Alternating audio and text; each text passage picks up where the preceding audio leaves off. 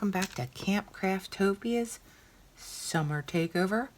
I have taken over and now the camp is steampunk.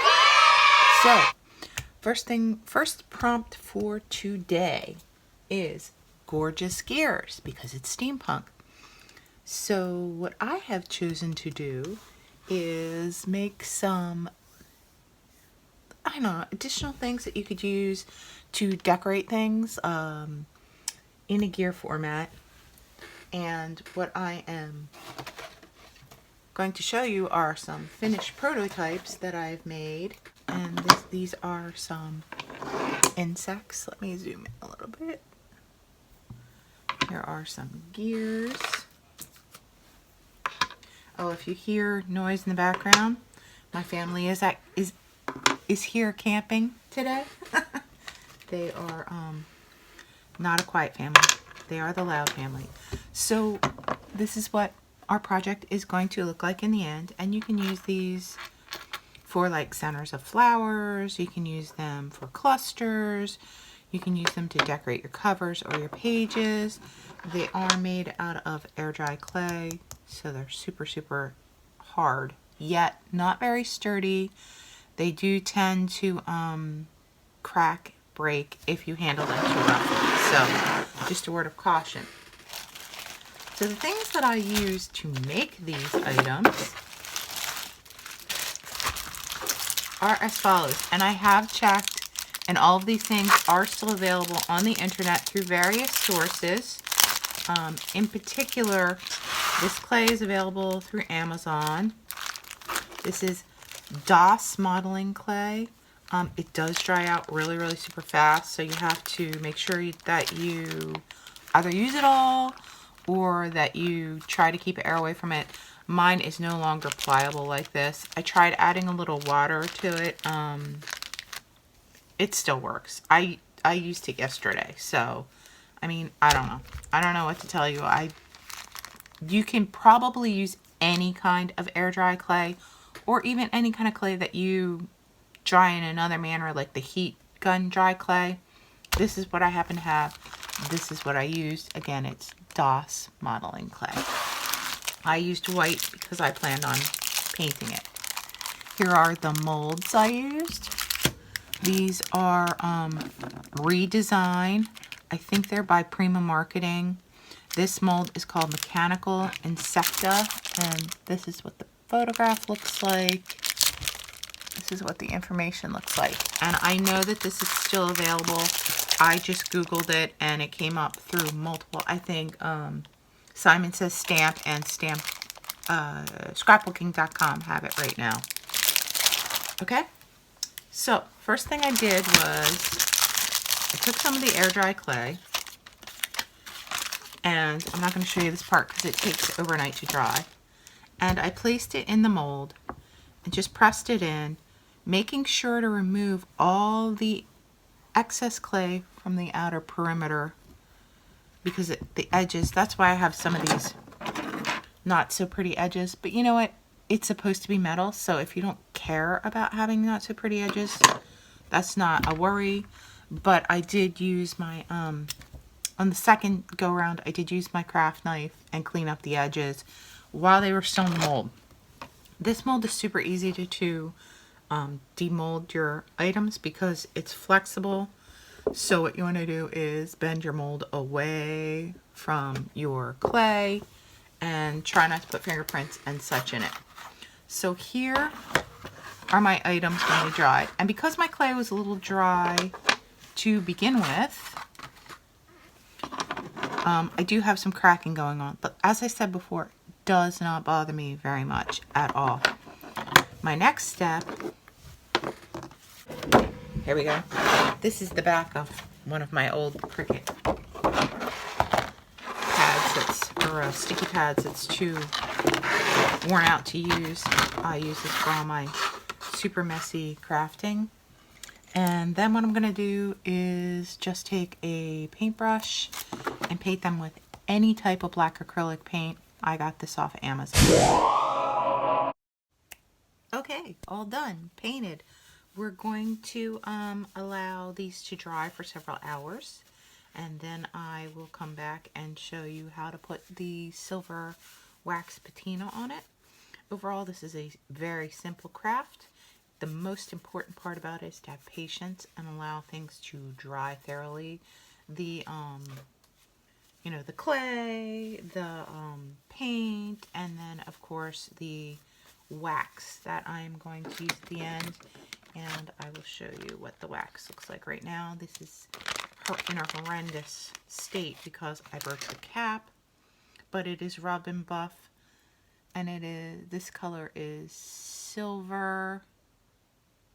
I can't read, but it's a jewelry making supply, which I frequently get on Amazon. So I know it is available on Amazon through multiple vendors. So that is the next thing you're going to need when your black paint dries. So I will be back when my black paint dries. See ya. Okay, so I'm back, guys, and yeah, I dried these with the heat gun, and I don't know that they're completely dry. So do as I say, not as I do, because being dry is a big important part of the next step. So what I'm doing is I'm taking a dab of that jewelry supply kind of rub and buff wax, and I'm gonna take, I tend to overdo this, but I'm gonna take just a tiny bit on my finger. That's probably a little bit too much, and you just try and hit the high spots. You want to leave the black. See, I hit that a little too strong, and I'm wondering if I can buff it off with another finger. Probably not. Okay, you need less than that. But see, I lost kind of some of the detail, and this stuff does dry really fast. So make sure you, when you're doing your black paint and you're doing your like pseudo dry brush technique, you want to make sure that you get the edges so they're not white, because my clay was white to begin with. If you use a different color clay, it's probably not as... I'm just going to try and use what was left on my fingers. No, not enough. See, if you hit it lightly, it picks up more detail. But anybody who watches my channels knows I'm not, I don't do anything lightly. Even though I try, I have a heavy hand. So, yeah, see, that one looks a little better. Oops, sorry, I'm off camera. It picks up much more detail. The little darkness in it makes it look more realistic to me. Aged a little bit. Oh, I used a lot on that one too. God. You need such a small amount to bring out the detail, and I'm having a hard time with that. See, on the edges it looks better because I didn't overdo it, but anywhere you can leave like a little bit of black, it looks better. Now when it dries, it's going to look, the black is going to come out a little bit more, because like this one I overdid a little bit, but see how the black comes through when it dries a bit. So if possible, you know, you may not have messed it up entirely if you overdo it. See, here we go.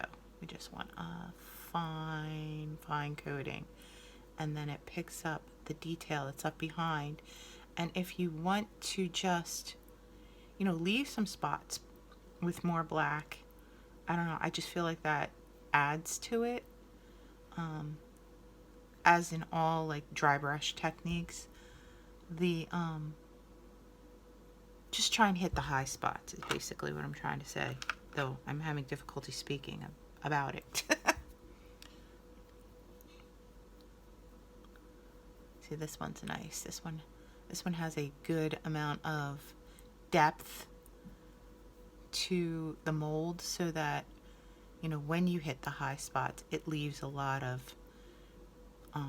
black dimensional areas in it. See, there you go. And then let's do the butterfly. Now, I don't think the butterfly is fully dry, so hopefully I won't mess it up, but just skimming over the top. add more silver where you want more silver. It's you know, it's entirely personal preference, but I think it really adds a lot to it to leave some of the, you know, unfinished portions almost. And this mold is nice because, as you see, it has a lot of detail that doesn't show up until you add the silver or whatever you're going to dry brush with. You don't have to use silver. I have a patina kit that makes like a rusty patina. It includes like a brass type of wax, and then you would paint it with like it has a more watery like turquoise to make it look like it's rusting, and then it has like another color. I think it's an orangey color, and it really, I used it on one of the books that I was working on recently. It does really add like a rusty patina to things. So I mean, you can do this however you like. You don't have to make it look metal, but for the steampunk option, which I'm trying to go for here, you want to make it look metallic, made of metal. And you know, that's why even the, you know, weathered kind of look will work for this type of a look I'm going for. So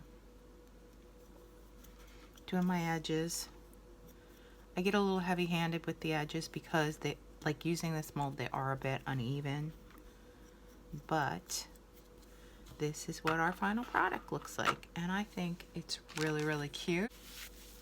For this particular application, I feel like my hands are the best thing. This wax for me does not work very well with the with a brush, but it does stay very metallic. It does stay very not shiny per se. It kind of looks if you overcoat it, like this one will probably stay pretty shiny. This one who's off camera at the moment, but this one is probably going to dry very muted. So I guess it's a matter of your preference on how you like it. But let me move this aside and bring the finished product in again so you can take a look. So here is what your finished product is going to look like. And as I said before, these have multiple uses. You can use them if you're doing a mixed media type of craft, you know, like a wall hanging or a scrapbook page, or use them in your junk journaling. I'm gonna zoom a little bit so you can get a closer look. I find them very interesting. I have not used them yet. I just kind of found this technique and started using it very recently. So, oh, and by the way, that silver will coat your nails and give your nails a lovely sheen as well. Just an FYI. And it doesn't always come off super easy, because when it dries, it's wax, and you kind of have to wear it off. So just be aware of that too if you don't like messy hands, which I really don't care. Sometimes if you wipe it off when your hands are, when the product is still wet, it won't stick as much, but I'm not real super worried about that. Anyway, this is day one for the Craftopia Camp takeover, and I hope you enjoyed it, and I hope you love steampunk, and I hope you're going to join me again for our next day's camp. In the meantime, be kind to each other. Have a great week, day, whatever you're having, month. And I love you guys. Bye.